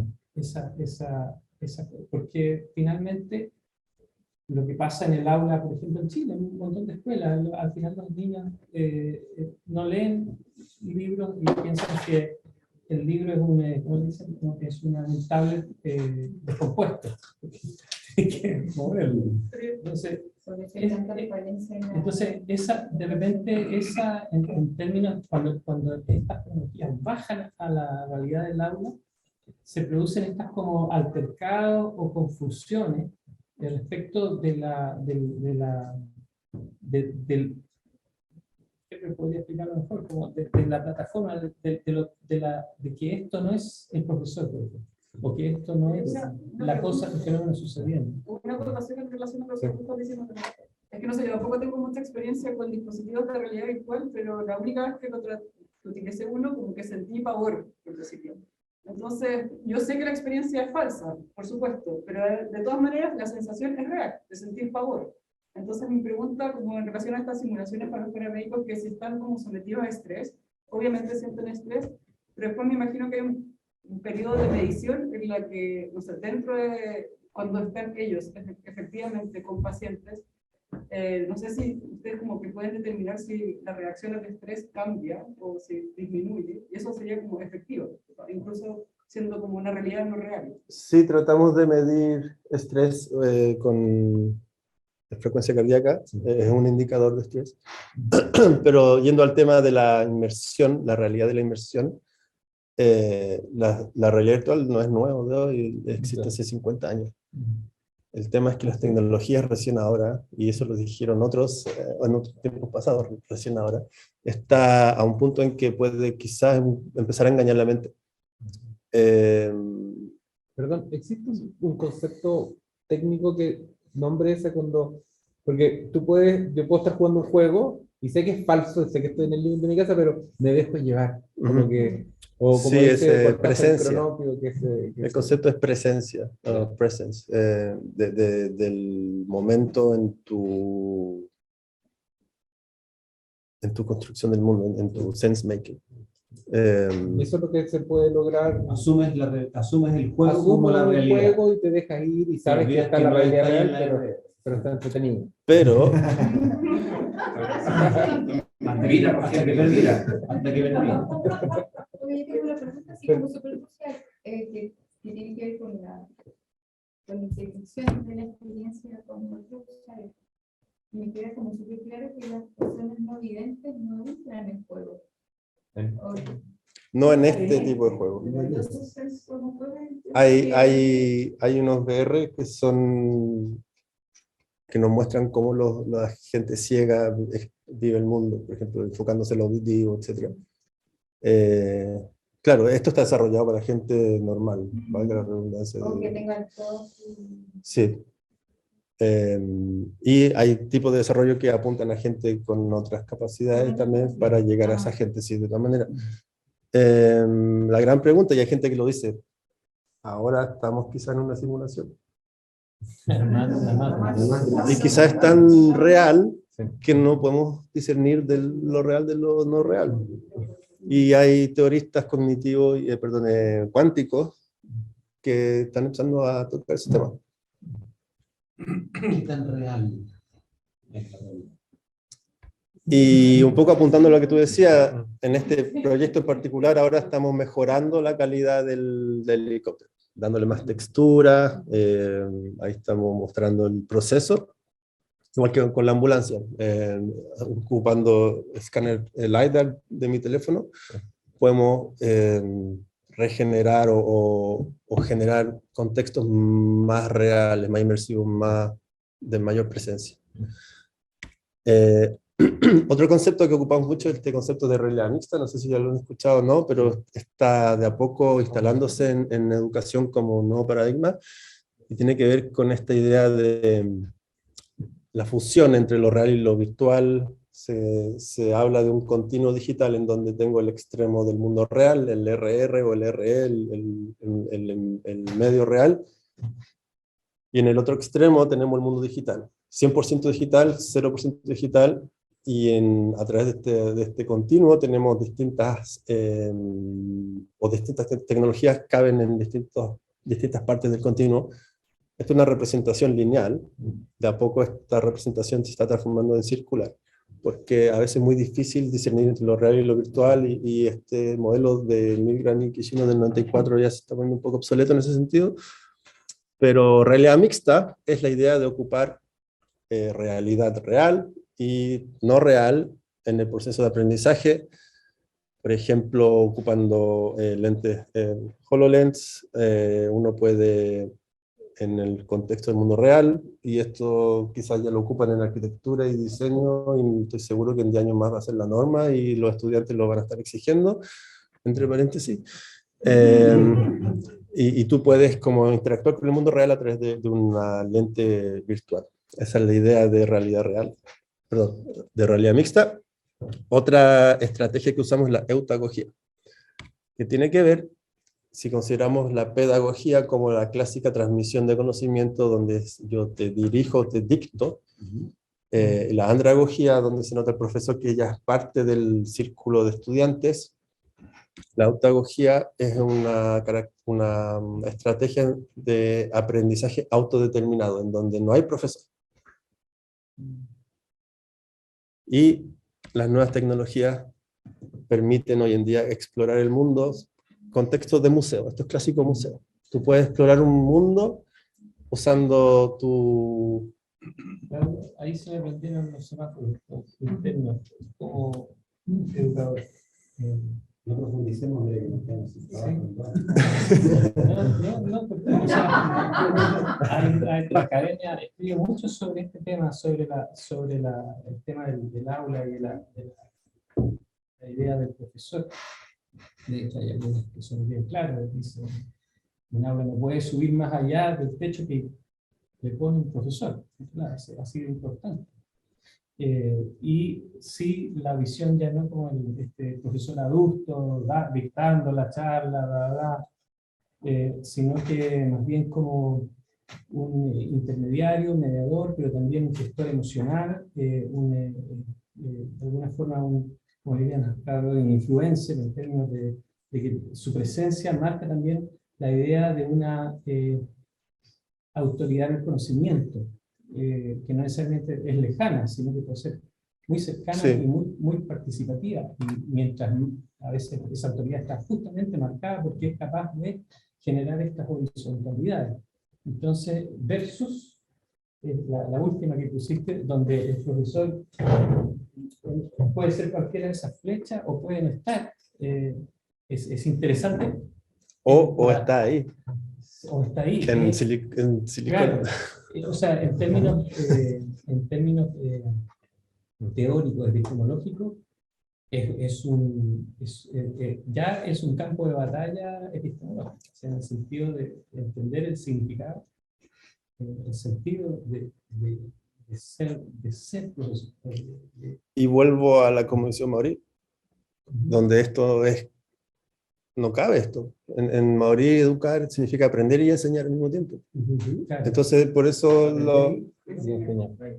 los estudiantes maorí tienden a fallar en el sistema europeo occidental, y por eso hay todos los problemas sociales que eso conlleva. En el mundo mapuche, por ejemplo, aparece la idea del ancestro, la idea del mayor, del ser especial, el amachi o el aguantuchefe. Son el lonco, son entidades de consulta, de mediación y de resolución. La última palabra la tiene. Yo creo que el punto clave está en el concepto de aprender, porque el lonco o el profesor, que puede ser cualquier flecha, está aprendiendo al mismo tiempo que quizás está facilitando y guiando a sus estudiantes. Pero la idea, en el fondo, es que nosotros ocupamos este concepto de pedagogía para aprendizaje autoguiado. Y las tecnologías lo permiten. Eso es lo que dice, aprendizaje autodeterminado, en donde no solo uno sigue sus intereses, sino que también genera los contenidos. Yo genero mis contenidos y mis contextos. Un ejemplo es este proyecto, que se llama Otukapua, que en maorí significa lo que las nubes ven. En el fondo es como las nubes nos sacan el rollo nosotros desde arriba hacia abajo.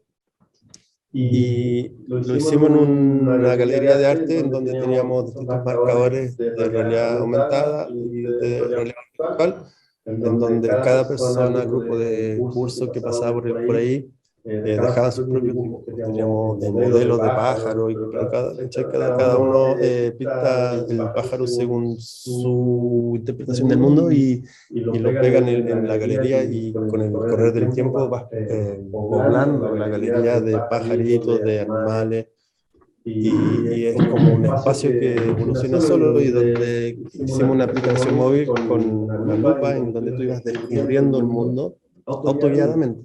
Tú decides si quieres para allá, para acá, y la gracia de estas intervenciones es que teníamos un árbol, un tronco, en que la parte digital del tronco reaccionaba según las condiciones de contaminación atmosférica de la ciudad y de clima.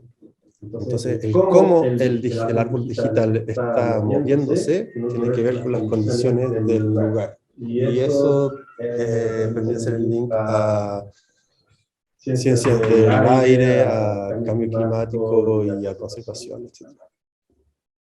Como que estamos viendo bastante de la perspectiva de aprender, o bueno, así como aprender enseñando. ¿Qué pasa, por ejemplo, con el aprender desaprendiendo? Es otra, desde la, porque siento que igual estamos hablando como de un cúmulo de saberes que van entrando, y no sé si se considera que el sujeto que está aprendiendo de alguna manera también está ya exacerbado de información, por ponerlo de un modo, ¿no? Desde la perspectiva, por ejemplo, a veces de la enseñanza del teatro, con la danza, del movimiento, nos damos cuenta que nos queremos mover con alguien y esa persona ya tiene tanta información que está bloqueado, cree que tiene un deber ser de cómo hacer las cosas, hay un montón de contextos que hay que desaprender, pensando en que ya somos conociendo. Sí, acá tengo una cosa bien bonita de la Escuela de Santiago, que no somos conocimiento, sino que somos el proceso de conociendo. Entonces, si somos eso, si abrazamos esa perspectiva, el aprender desaprendiendo, en el sentido de toda la tradición a veces que hace más ruido que en realidad. ¿Cómo ves tú la perspectiva de la realidad virtual podría de alguna manera darnos esa posibilidad de aprender el mundo. Sí, yo creo que partiendo de lo que decía Piaget y la disonancia cognitiva, en cuando algo no me calza, me genera una disonancia en cognición, a veces es necesario dejar ir ciertas soluciones, conocimientos, para que otros entren. Por ahí quizás puede entrar esta idea de desaprender para aprender, y las nuevas tecnologías te generan este remesón de tus conocimientos según la experiencia, y de hecho lo toco después, creo. Y sí, por ahí me cae. Porque esta tecnología igual está hecha por un humano. Y uno dice, bueno, ¿quién es el humano que está detrás? Que considera que esta tecnología es diversa, que es muy ontológica, se parece más compleja. Sí, pues, y es lo que me interesa muchísimo, el equipo de diseño como tal, quién es, qué hacen y cómo ven el mundo ellos para diseñar algo. Y eso es una introexploración de nuestro equipo y de otros equipos para entender el cómo diseñar. Que hablábamos esta mañana, el cómo pasar de ideas, principios a diseño. Y tiene que ver con eso, de cómo los diseñadores ven el mundo, y siempre se habla, o hablamos nosotros, de que el diseñador debiese conocer el contexto que va a diseñar con el fin de poder diseñar con razón de ser y de conocer. Si yo voy a diseñar este proyecto de educación marina, sin haber ido a esta reserva marina, por ejemplo, me cuesta entenderlo, pero si como diseñador vamos todos y nos comemos un asado quizás con los científicos del laboratorio, vamos a entender el contexto de tal manera que nos permite diseñar de mejor manera. Quizás tiene que ver con el equipo de investigación que debiese ir al lugar también. Pero ahí no se sería un poco la sistema en el sentido que el diseñador vaya a esa disciplina, se meta al agua, entienda, toque, se asombre para que se enseñe. En ese sentido, un programa, una construcción de diseño tiene sus límites. En el sentido de que un diseñador tiene que diseñar un programa para realidad virtual submarina, no puede hacer eso si no ha tenido una inversión real de la realidad real en arrecife. Estoy como tratando de entender los límites de lo pedagógico para volver a resaltar o rescatar lo analógico. Es interesante ese punto, de hecho, se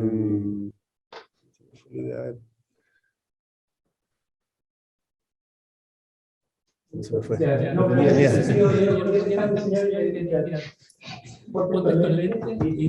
Luego de eso, diseña. Para nosotros hay dos limitantes siempre: lo tecnológico, el hardware y software, y el humano. Si el humano, el diseñadora, no conoce el lugar, va a diseñar hasta donde le llega el conocimiento que tiene. Quizás este software y hardware le permitiría, en teoría, llegar mucho más lejos si es que conociera el lugar. Y viceversa, si es que yo sé todo sobre educación marina, biólogo marino, etc., pero la tecnología es ahí nomás para llegar hasta donde quiero llegar, nos pasa la misma situación. Entonces, siempre estamos en una batalla de conocer la tecnología y saber cómo usarla. Pero sí es un punto válido, obviamente, el que tú mencionas, es un círculo vicioso. Sí. Y no, interesante, como que llama a teorizar sobre los límites. Sí. Yo también puedo aportar un poco de los límites que estamos planteando. Bueno, hay que pensar primero de todo que vivimos en un mundo mecánico cuántico. Recién dijiste que el ser humano era difícil de engañar. Y desde mi beta científica o como investigador me llama mucho la atención, porque creo que para ser difíciles de engañar hay que tener un manejo del sistema, como la información. Como por ejemplo, cuando hablamos de un sistema que tiene tales variantes, sí se conoce desde la ciencia que es la función de onda, que contiene toda la información del sistema, que es lo que sucede. Entonces, a menos que uno maneje realmente como todo ese contenido de información, siempre estamos siendo engañables. O sea, ¿cuánto sabemos de la realidad realmente y de que, como decíamos recién, esto no es una matrix o no es una realidad virtual? La tecnología, sus límites también se pueden aproximar a algo que es probabilístico, ya que, por ejemplo, los computadores, la realidad virtual y todas estas cosas que están apareciendo, tienen su base tecnológica en la física cuántica. Entonces, ¿cuál es el límite? El límite nace de las probabilidades y cómo evaluar casos, que es lo que hace aquí la realidad virtual, que es como comprender cómo reacciona un sujeto bajo distintas condiciones. Y en base a ese patrón, poder diseñar quizás una interfaz que ayude a evolucionar el modelo educativo a algo que las personas puedan comprender de mejor manera. Entonces, los límites realmente son probabilísticos y son muchos. Es decir, no hay una solución exacta realmente, yo creo, para la tecnología y la realidad virtual. También te tenía una consulta, porque yo sigo a una de las mentes que sigo su trabajo, Mark Zuckerberg, y actualmente él hizo un paso muy grande con Meta, y él maneja mucha información. O sea, él es una persona que tiene mucha accesibilidad de información, maneja todo el usuario, las decisiones, todo. Entonces, crear un mundo virtual desde esa perspectiva que es comprender literalmente las redes que tenemos todos, WhatsApp, Instagram, Facebook, Twitter, todo lo que manejamos, construir una realidad virtual de esa manera, ¿cómo puede influenciar en nuestra realidad? Por ejemplo, existe la posibilidad de que las personas en algún momento decidan entrar por una realidad virtual donde se les ofrece un patrón de situaciones y comportamientos predefinidos, algo que te ofrece el desconocido de la vida real. Yo creo que sí, pero el tema de fondo es la ética del diseño. Claro, por eso es como entender cómo está yendo. Por eso pienso mucho en el trabajo de Mark Zuckerberg, porque él, dentro de las personas que tiene parámetros para diseñar, tiene muchos parámetros, porque comprende las redes de comunicaciones y maneja mucho conocimiento. A las bases de datos de Facebook o de WhatsApp, por ejemplo, tienen la información de todas nuestras respuestas. Fácilmente una persona que tiene un WhatsApp o una red propia de cada persona puede entender el comportamiento y predecir cómo responder ante cualquier situación. ¿Verdad? Si yo reviso tu WhatsApp, probablemente yo pueda predecir cómo son tus respuestas ante cualquier pregunta o una pregunta recurrente, como está llevándolo como a una función básica, como es salud. Pero claro, ¿cómo respondería un niño a una interfaz que está diseñada para que su cerebro pueda procesar mejor la información? Encuentro que es súper revolucionario este tema. Entonces, trato de abrir un poco más eso, como de ir un poco hacia ti, en el sentido de lo que mencionó Jaime también, que ya no está. Es que lo lindo del arte también es ese desconocido y ese sentido de no cazar las cosas. Por ejemplo, la ciencia utiliza no el engaño, pero quizás la persuasión, la disuasión y ciertas cosas que tratan de orientar, pero van a lo mismo. Entonces, es interesante combinar esa línea de algo tan avanzado, porque nos tiene un avance tecnológico espectacular, con esto que hacemos en la escuela, que es un ámbito tan abierto y que no es un libro de recetas. Y cuando recién también mencionaba esto del libro de recetas, yo como estudiante que he sido, me he dado cuenta que en la escuela no hay que seguir una receta, que justamente no va por ahí, no es algo que tú puedes leer y reproducir, sino que es algo que va a aparecer así. Entonces, los límites de la tecnología yo creo que son totalmente probabilísticos, que son evolutivos. Entonces, ese límite como que va avanzando, pero van abriéndose más posibilidades.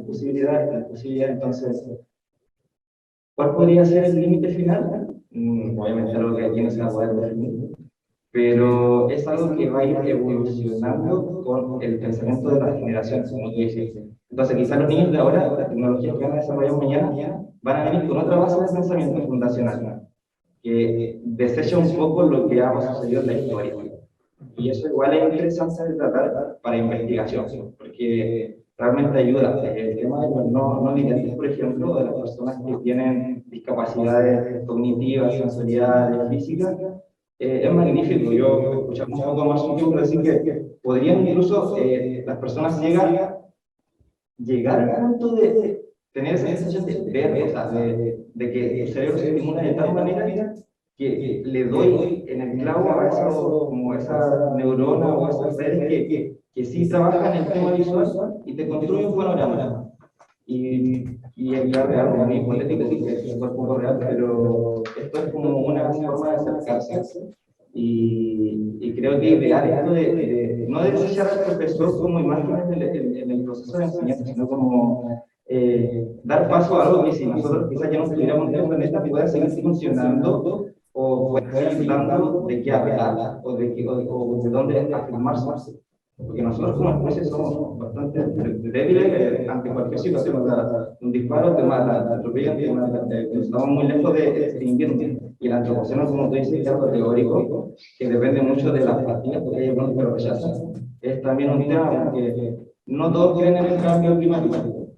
Donald Trump, y es una influencia gigante en el mundo.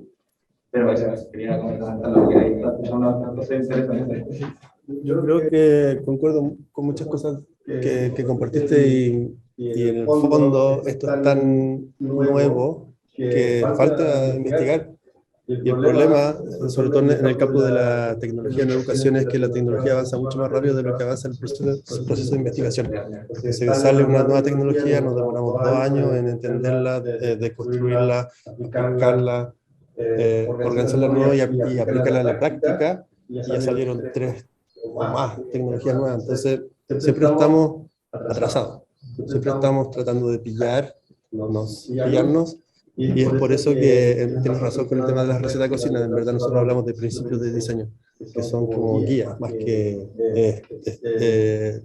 recetas fijas.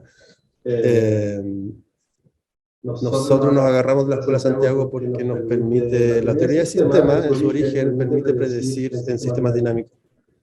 Y por eso nos agarramos de la Escuela Santiago en particular, por el tema de la complejidad, lo impredecible. Sabemos que va a haber una probabilidad, pero no sabemos lo que hablamos esta mañana, que va a hablar, o sea, el sistema va a evolucionar sí o sí. No sabemos hacia dónde, pero sí sabemos el rango de dónde va a llegar por probabilidad. Y el tema de la cuántica es fascinante en estas áreas, y ahí estamos con unos colegas trabajando unos papers que están en revisión ahora y apuntan a que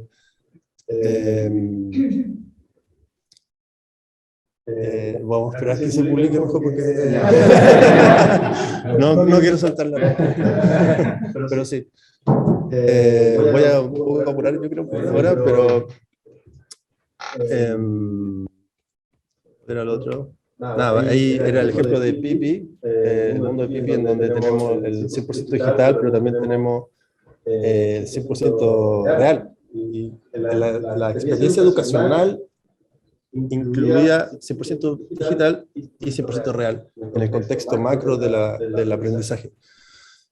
Este es un ejemplo que quizás les interesa. Con la Universidad Católica desarrollamos una aplicación móvil que un poco se inspira en Pipi y la transferimos al contexto de Chile, en donde hicimos una aplicación móvil, Explora Chile Smart, la pueden bajar en las tiendas de apps, en donde tenemos el tema de la conservación marina en Chile, a través de juegos interactivos, experiencias de 360, cómo se ve una reserva marina adentro de la reserva y afuera. Puedes comparar peces, ecosistemas, etc. Esta aplicación te permite verla con cascos de realidad virtual de los baratos, de los de plástico o de cartón, y una experiencia de realidad aumentada que me encanta porque te permite visitar un lugar que nadie puede acceder. Y ver dónde está el límite de la reserva, por ejemplo. Esto lo hicimos con fotogrametría, usando drones, de ahí lo pasamos a 3D, y eso le permite a los desarrolladores un esqueleto para hacer todo este tipo de cosas. Este otro principio, aprender basado en experiencia, tiene que ver con lo que hablaba un poco, cómo enseño conocimiento tácito, que no puede ser medible, ni se puede escribir, ni, no sé, por las emociones. Cómo te enseño a través de las emociones. O el conocimiento oculto, o todas esas cosas que son tácitas, los sueños, las experiencias que uno puede tener.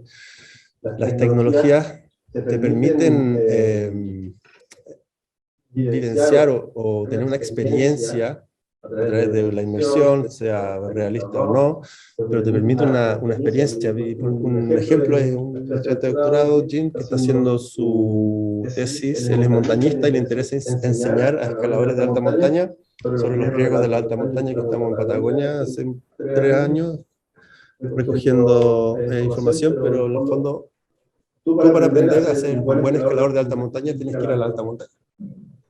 No hay otra manera, tienes que vivenciarlo, tener la experiencia. Hoy en día las nuevas tecnologías te permiten complementar un poco esa experiencia. Es muy caro ir a la alta montaña. Entonces, ¿cómo aseguramos que los montañistas de mañana tengan esta experiencia? China está explorando el uso de realidad inmersiva, y aquí estamos simulando un viento blanco, por ejemplo, en alta montaña, y su tesis tiene que ver con enseñarle a los montañistas qué hacer, un poco para reducir la tasa de mortalidad que existe. Otro tema, la somaestética digital, ya tocamos lo que es la somaestética. Entonces, ¿cómo podemos dar sentimiento a través de lo digital? Y esta es una tesis de otro estudiante de doctorado del laboratorio de Ali, quien está explorando el tema de las emociones, sentimientos y el áptico a través de lo visual, por ejemplo. Y estos son ejemplos. Como tú, manipulando virtualmente objetos, puedes tener una sensación estética o de lógica física que ocurre en el mundo real, pero en el mundo virtual.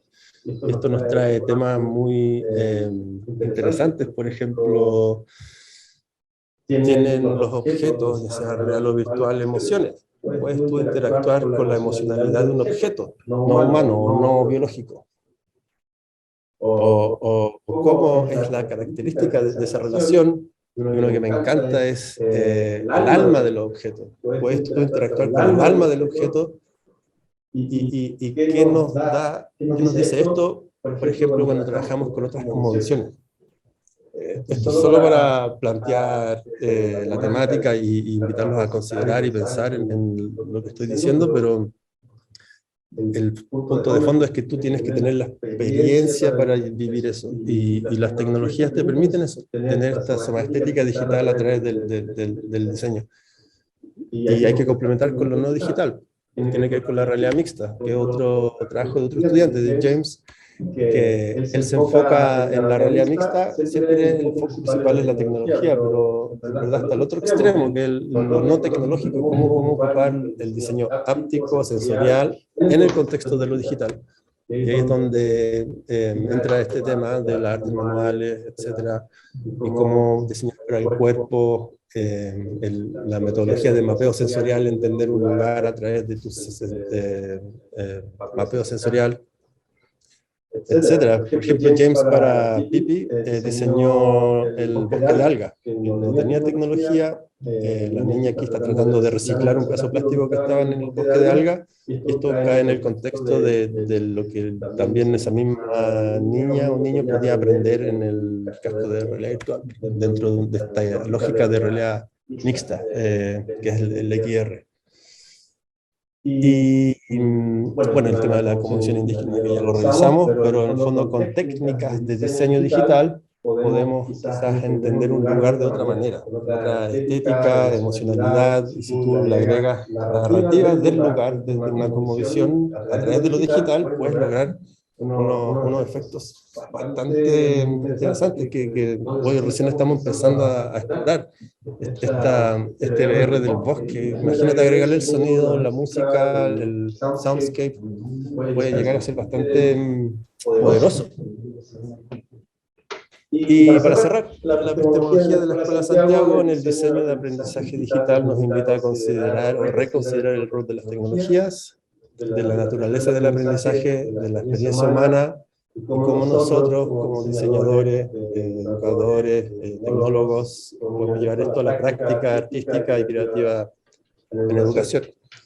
Y nuevamente les agradezco muchísimo por la invitación. Espero que hayan disfrutado la sesión, y ahí tienen mi correo por si quizás los estudiantes de magíster están interesados en un postmagíster, pueden ponerse en contacto.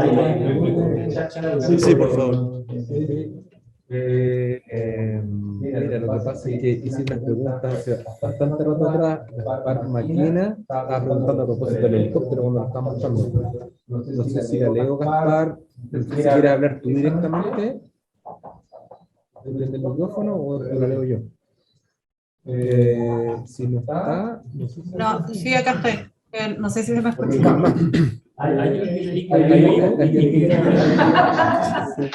Aunque descorporizado, no. Mauricio tiene un comentario.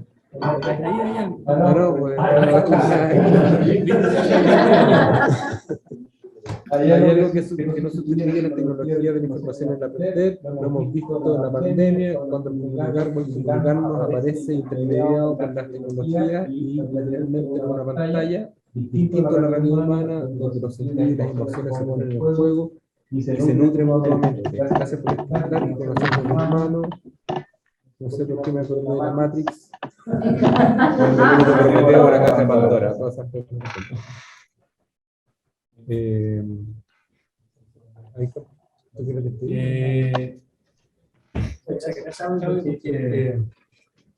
Nos presentan una mesa donde las cosas están pasando y transando en este momento. No hay nada más que una mesa como con los bordes del dibujado. Y eso en el mundo de la educación tiene implicancias tremendas.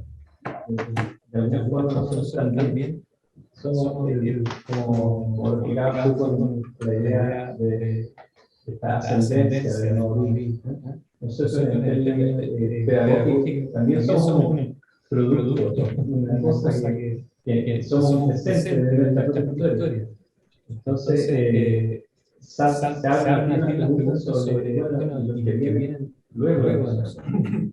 El mundo que nos van a presentar y que a ellos se les va a reimaginar y representar, puede ser tal vez interesante desde el tiempo.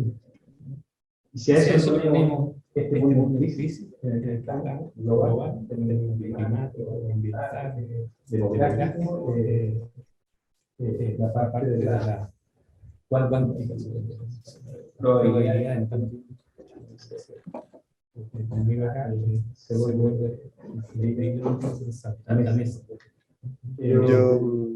yo creo que es un momento histórico, sobre todo con la partida del profesor Maturana. Sus seguidores inmediatos nos convocan a los que seguimos a expandir la teoría. Me agarro de la teoría de Santiago. Hay muchas cosas que no sabemos. ¿A qué edad es bueno darle el teléfono a un niño? Yo tengo dos niñas chicas y no les doy mi celular y trato de mostrarles que primero tienen que aprender a ser niños sin la tecnología, para después van a tener todo el tiempo el mundo con la tecnología. Estoy equivocado, no sé. Es tan nuevo que hay muchos cabos sueltos. Como tú dices, la mesa está... Pero es interesante ver una mesa que invita a su misma presentación hoy con varios doctores en educación, hablando de la comisión, se vuelve súper interesante. Agradecemos la presencia y la felicitación. Gracias.